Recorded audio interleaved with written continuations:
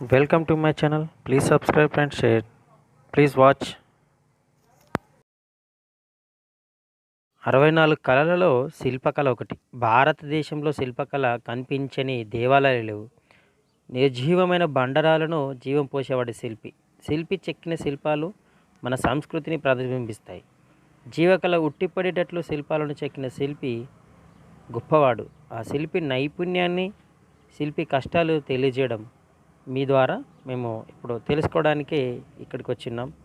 మీ యొక్క ఈ చుట్టూ పరిసరాలను చూస్తూ ఉంటే మీరు ఎక్కడికించో ఈ శిలలను తీసుకొచ్చి వీటిపైన అందమైన శిల్పాలను చెక్కుతుంటే చూడముచ్చటగా ఉంది. ఈ అందమైన శిల్పాలను మనం భారతదేశంలో చూసుకున్నట్టయితే శిల్పకళకు పెట్టింది పేరు. ప్రపంచ ప్రఖ్యాతి పొందిన ఎల్లోర శిల్పాలు భారతీయ శిల్పాలే. మనసులో కలిగే భావాలను శిలలపైన చెక్కి అద్భుతమైన రూపాలను ఇచ్చేవాడు శిల్పి. అట్లా చూసుకుంటే కాకతీయ సామ్రాజ్యాధిపతి గణపతి దేవుడిని మొదలుకొని ప్రతాపరుద్రుని వరకు, 1000 స్తంభాల గుడి, రామప్ప దేవాలయం, గుప్తుల కాలంలో ఏకశిలా రథం, ఎన్నో రకాల కళాఖండాలు, శిల్ప నైపుణ్యాలు మనకు నిదర్శనాలుగా కనబడతాయి. అంతటి గొప్ప ఘనకీర్తి కలిగినటువంటి భారతదేశంలో శిల్పకళ నేడు ఎందుకు అంతరించిపోతుంది? ఈ శిల్పకళను మనము ఎలా, ఈ సమాజంలో నేటి వాళ్ళు ఎలా వాడుకుంటున్నారు అనేది ప్రత్యక్ష సాక్షిగా తను రోజు చేస్తున్నటువంటి పనిని, ఎంత కష్టపడుతూ ఉదయకాలం నుంచి సాయంకాలం వరకు వచ్చి ఒక శిలని తయారు చేయడానికి ఎంత కష్టపడుతున్నాడు, తన దినచర్యలో ఏమేమి కార్యక్రమాలు చేస్తున్నాడు అనే విషయాలు అన్నీ కూడా తన మాటల్లో చెప్తున్నాడు. తను నేర్చుకున్న గురువు, తర్వాత తాను తన పిల్లల కోసము, తన కుటుంబం కోసం ఎంత కష్టపడుతున్నాడో తెలియజేస్తున్నాడు.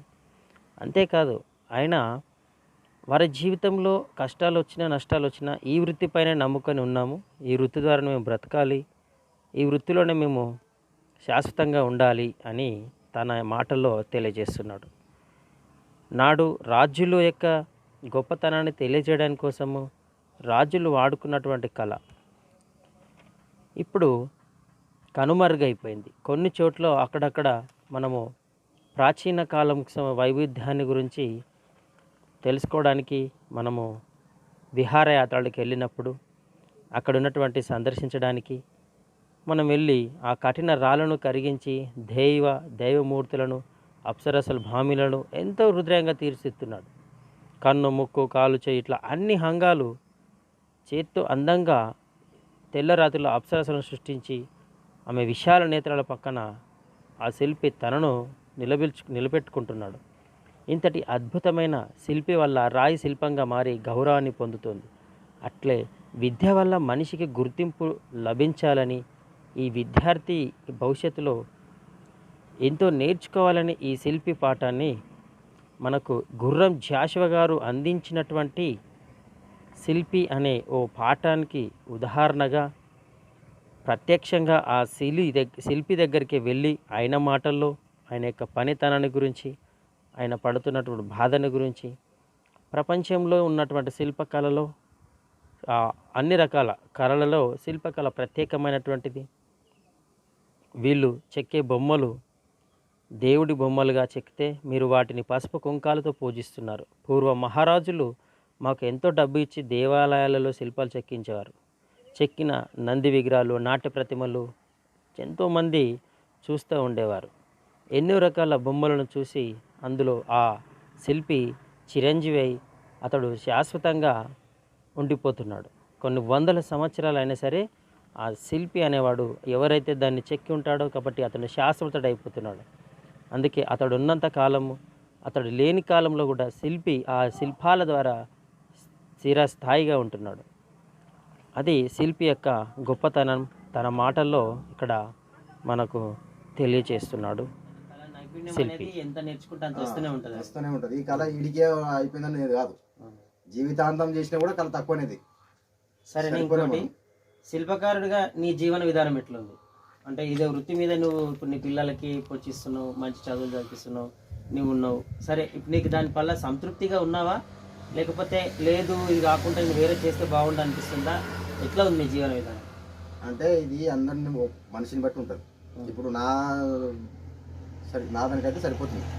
ఎట్లా అంటే మన పద్ధతులు అట్లా అలవాట్లు ఇవి లేవు. అలవాట్లు ఏమంటే పిల్లల భవిష్యత్తు పాటు తీసుకునేది.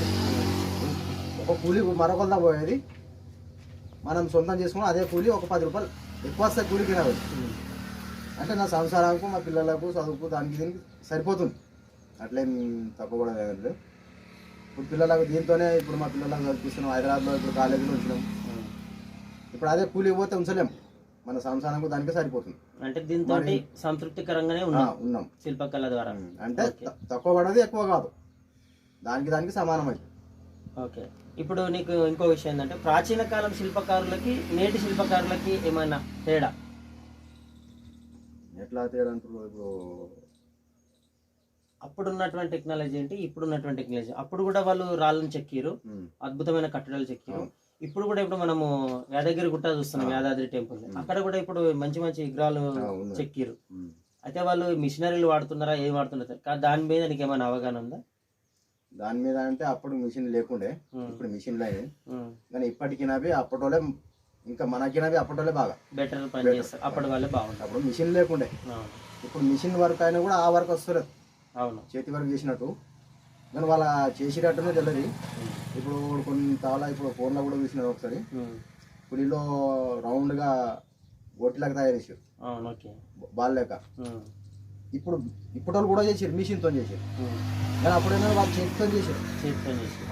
అంటే చేతితో చేసినటువంటి పని కంటే కూడా మిషన్లో అంత రాదు. ఒకవేళ ఏదైనా ఒక రూపాన్ని తయారు చేస్తున్నప్పుడు ఏ కన్ను కానీ ముక్కు కానీ చెవు కానీ ఏది కొంచెం కట్ అయిపోయినా అది ఫెయిల్ అవుతుంది.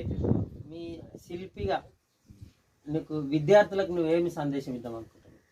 పిల్లలకి మా ఎవరికైనా కానీ విద్యార్థులకి, ఇప్పుడు చదువుకునే పిల్లలకి నీ ద్వారా ఒక సందేశం. ఒక నీ శిల్పకారుగా ఒక రాయికి నువ్వు 100 దెబ్బలు కొడతావు, 1000 దెబ్బలు కొడతావు. నీ ఉలి చేస్తాను 1000 దెబ్బలు కొడితేనే దానికి ఒక రూపం వస్తుంది.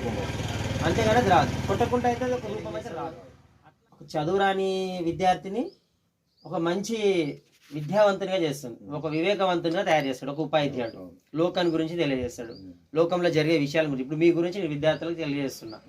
సో ఆ విధంగా మీరు విద్యార్థులకు ఏం చెప్పాలనుకుంటున్నారు? అంటే ఇప్పుడు మనకు ఒక సామెత ఒకటి ఉంది, ఉలి చేత దెబ్బలు తినకపోతే రాయి శిల్పం కాలేదు, దున్నే చేతుల నాగలి పడకపోతే పంట వండదని సామెత ఉంది.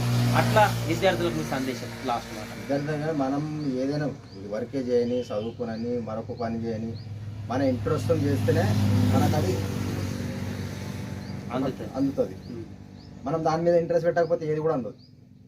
చదువైనా కానీ మన వర్క్ కానీ, ఒక పొలం వ్యవసాయం కానీ